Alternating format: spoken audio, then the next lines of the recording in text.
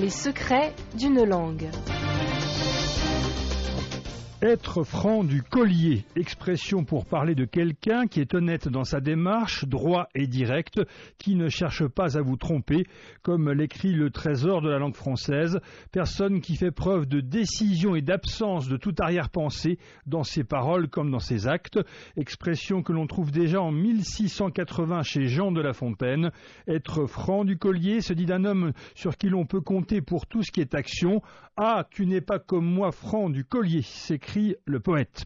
Le collier en question n'est évidemment pas celui serti de diamants ou de pierres précieuses que portent ces dames, ni tressé avec des rubans ou fabriqué par des jeunes filles avec des fleurs des champs.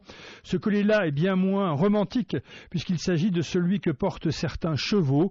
Le collier, pièce principale du harnais qu'on fixe au cou d'un cheval de trait, celui dont l'existence se limite à tirer une charrue, une remorque ou une calèche. Alain Ray explique ainsi cette expression. Franc du collier s'applique au cheval qui tire lui-même régulièrement et en ligne droite sans les à-coups dus au coup de fouet qui pourrait le faire quitter sa route et tirer vers le côté. La métaphore ensuite fait glisser la formule du cheval de trait jusqu'au caractère de l'homme.